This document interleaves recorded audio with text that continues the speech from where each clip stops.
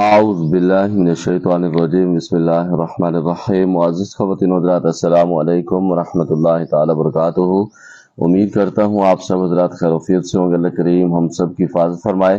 اللہ رب العزت تمام امت مسلموں کو جادو جنات کے شر سے محفوظ رہنے کی توفیق نصیب فرمائے۔ معزز خواتین و حضرات، چلہ کشی کی سیریل میں آپ تمام کو خوش آمدید کہتا ہوں۔ اگر آپ کو کوئی بھی سوال ہو عملیات کے متعلق، چلہ کشی کے متعلق، حصارات کے متعلق، جو لوگ عملیات سیکھنا چاہتے ہیں، چلہ کشی کرنا چاہتے ہیں، وہ بھی رابطہ کر سکتے ہیں۔ جو لوگ اپنے مریضوں کا علاج خود کرنا چاہتے ہیں، اس میں میرے ہیلپ کی ضرورت ہے۔ دوپہر 3 بجے سے لے کر شام 6 بجے تک آپ لوگوں کی کالیں سنتا ہوں۔ اس درمیان تمام مسائل ڈسکس کیے جا سکتے ہیں۔ چلہ کشی کے درمیان آیت الکرسی کا حصار لگا سکتے ہیں یا پھر حصار کا عامل ہونا ضروری ہے؟ زکوٰۃ ادا کر چکے ہیں تو تب لگا سکتے ہیں یا پھر نارملی جیسے پڑھتے ہیں ویسے ہی پڑھ کر حصار کر سکتے ہیں؟ اچھا، پہلی بات تو یہ ہے کہ چلہ کشی کے اندر آپ سورۃ اخلاص، سورۃ فلق، ناس کا بھی حصار لگا سکتے ہیں، بہت ساری چیزوں کو اور بھی لگا سکتے ہیں، اور آیت الکرسی کا حصار بہت زیادہ مضبوط ہے۔ لیکن جو میرا ذاتی ایکسپیرینس ہے یا میرے بزرگوں کی جو ترتیب ہے، وہ آپ اس کے عامل بن جائیں حصار کے عمل کے تو وہ سب سے بیسٹ ہے۔ اس کے اندر بہت سارے فائدے آپ کو ملتے ہیں، ورنہ بہت ساری چیزیں آپ کی الجھ کر رہ جاتے ہیں۔ اگر آپ کی بنیاد مضبوط ہے تو وہ سب سے بہتر ہے۔ میں حصار کا عامل نہیں ہوں اور باموکل امر پڑھتا ہوں، نارملی آیت الکرسی پڑھ کر سرکل بنا لوں تو کیا میرا حصار ہو جائے گا؟ جی بالکل، آپ کا حصار تو ہو جائے گا، لیکن مضبوط عامل بننے کے لیے آپ کو حصار کا عامل بننا بہتر ہے۔ اگر آپ حصار کے عامل بن جائیں گے تو انشاءاللہ آپ کی بنیاد بچ بن جائے گی، اور اس کے ساتھ جو چیزیں تابع ہوتی ہیں، جو مطلب حصار کا آپ کوئی بھی عمل کر رہے ہیں، اس کے اندر جو مخلوق ہے وہ بھی آپ کے سپرد ہو جائے گی، اس کی طاقت بھی آپ کو مل جائے گی، تو آپ مضبوط ہو جائیں گے۔ مثال دیتا ہوں آپ کو کہ ایک نارمل چیز ہوتی ہے، ایک کوالٹی والی ہوتی ہے۔ ایک عام چیز ایک عام دکان پہ سیل ہوتی ہے، دوسری کسی برانڈ کی چیز ہوتی ہے، اس کی پرائس اس وجہ سے زیادہ ہوتی ہے کہ برانڈ کا ایک مقام ہوتا ہے۔ اسی طرح اس کا سسٹم ہے کہ جب آپ حصار کے اندر کسی بزرگوں کے ساتھ کسی شجر کے اندر آتے ہیں تو پھر آپ کا مقام بڑھ جاتا ہے۔ عمل کے درمیان صوبان سے نہا بات سکتے ہیں؟ اس کے اندر عمل کے اندر بالکل آپ نہا سکتے ہیں، آپ خوشبو لگا کے بھی نہا سکتے ہیں، صابن سے بھی نہا سکتے ہیں، کسی بھی قسم کا چلہ ہو، اس کے اندر کوئی بھی پریشانی والی بات نہیں ہمارے نزدیک۔ ماشاءاللہ استاد جی، اللہ پاک آپ کو اور کامیابیاں دے اور ہر خوشی دے اور مشکل پریشانی سے دور رکھے، آمین۔ بہت سارا شکریہ دعائیں دینے کے لیے، اللہ آپ کو سلامت رکھے، اللہ رب العزت آپ کی بھی حفاظت فرمائے۔ بہت سارا شکریہ قیمتی دعائیں دینے کے لیے۔ اس کے ساتھ دوسرا، استاد جی آپ چلہ کشی سے پہلے حصار کا چلہ کا بولا تھا، تو حصار کے چلے کے فائدے کیا ہیں اور نقصان کیا ہونے سے عامل بچ سکتا ہے؟ میں آپ کو پہلے بتا چکا ہوں کہ حصار جب آپ کرتے ہیں اس کے اندر ایک تو آپ اس شجرے کے ساتھ جڑ جاتے ہیں، مطلب جیسے بزرگوں سے جڑتا ہوا ایک سلسلہ چل رہا ہے، اس کے اندر آپ شامل ہو جاتے ہیں، تو اس کے آپ کے اوپر ذمہ داری بھی آ جاتی ہے، اللہ رب العزت آپ کی حفاظت بھی فرماتا ہے۔ اور جو لوگ چلہ کشی کرنے سے پہلے حصار نہیں کرتے یا حصار کے عامل نہیں ہوتے تب بھی گزارا ہو سکتا ہے۔ اگر وہ حصار نہیں لگاتے تو تب تو اس کے اندر بہت زیادہ نقصان کا اندیشہ ہے۔ اس وجہ سے حصار کو مضبوط سمجھو، اور اسی طرح اس کی مثال ہے کہ جب آپ کوئی بنیاد بناتے ہیں، کوئی عمارت بناتے ہیں، اس کی جو بنیاد آئرے ہوتے ہیں اگر وہ صحیح نہیں ہے تو پوری عمارت آپ کی صحیح نہیں کھڑ سکتی۔ اگر وہ آپ کی بنیاد اچھی ہے تو پھر آپ بہت زبردست قسم کی عمارت بنا سکتے ہیں۔ السلام علیکم، گھٹن اور برے خیالات کا دم بتا دیں، اللہ آپ کو حج کی سعادت نصیب فرمائے۔ وعلیکم السلام ورحمۃ اللہ، بہت سارا شکریہ دعائیں دینے کے لیے۔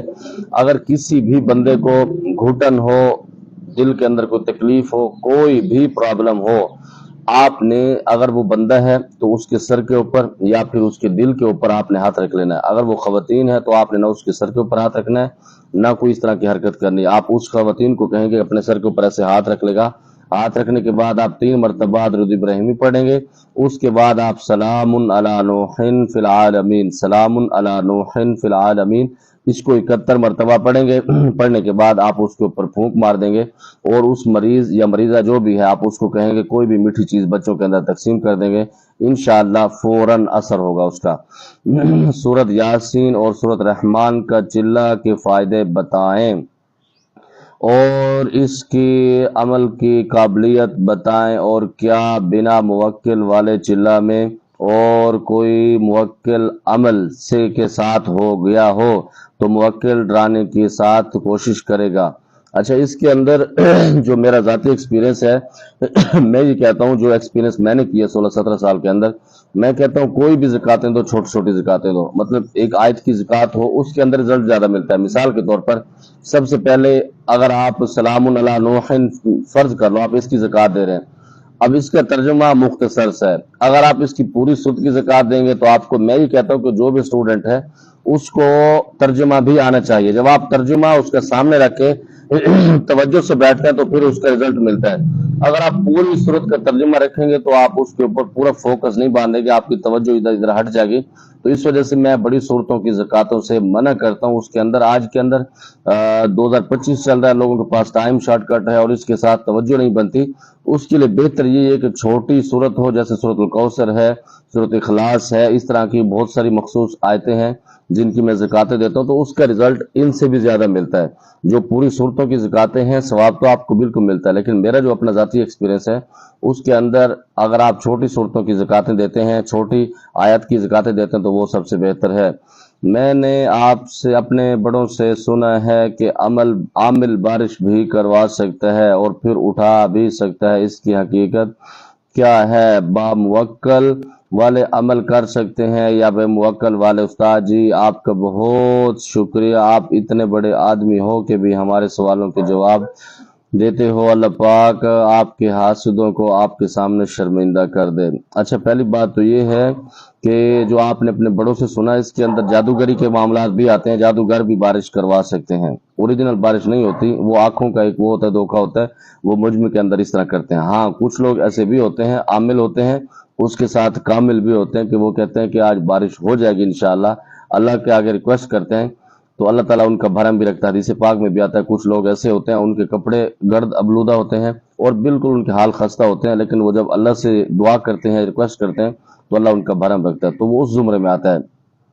اور اس کے ساتھ شوکتہ بازی بھی ہوتا ہے۔ دوسرے نمبر پر آپ نے کہا کہ آپ اتنے بڑے عامل، اتنے بڑے آدمی ہو کہ بھی سوالوں کے جواب دیتے ہو، آپ مجھے کیا سمجھتے ہیں؟ میں ایک انسان ہوں، خدا کے بندے، اتنا بڑا نہیں بناؤ کہ میں پھر ہوا میں اڑنے لگ جاؤں۔ اللہ آپ کو سلامت رکھے، آپ کی محبت ہے، آپ اتنا عزت دیتے ہیں۔ کسی بھی جمعرات تھرسڈے سے باموکل عمل کر سکتے ہیں؟ جی بالکل کر سکتے ہیں، لیکن اس کے لیے بہتر یہی ہے کہ آپ نوچندی سے کریں گے تو وہ سب سے بیسٹ ہے، ورنہ عمل تو تب بھی ہو جائے گا لیکن آپ کا استاد مضبوط ہوگا تو اس کا رزلٹ اچھا ملے گا۔ اس کے ساتھ کوئی ایسا عمل یا وظیفہ جس سے بالکل دل کا ڈر ختم ہو جائے اور آسانی سے چلہ مکمل ہو جائے، اس کے لیے آپ کا استاد مضبوط ہو، آپ گناہوں سے بچے ہوئے ہوں اور دل کے اندر دل کی پریکٹس کر لیں تو بہتر ہے، کیونکہ چلہ کشی ہو، چاہے با موکل ہو یا بے موکل ہو، جس طرح کا بھی ہو، زکوٰۃ بھی ہو، تب بھی خوف آتا ہے۔ تو اس کے لیے بہتر یہ ہے کہ آپ استغفار پڑھیں تو انشاءاللہ دل مضبوط ہوگا، اور اپنے دل کو مضبوط کرنے کے لیے پریکٹس کریں، مطلب رات کو جنگلوں کے اندر چلا جایا کریں اور ایسی جگہوں پر جائیں جہاں پر اس طرح کی ایکٹیویٹی ہوتی ہے تو انشاءاللہ مضبوط ہو جائیں گے۔ مجھے امید ہے آپ کے جو سوالات ہیں جواب مل گیا ہوگا، کوئی بات بری لگی ہو دل سے معذرت چاہتا ہوں، ہمارے پر خاص دعاؤں کا ادا، خدا پامان، السلام علیکم۔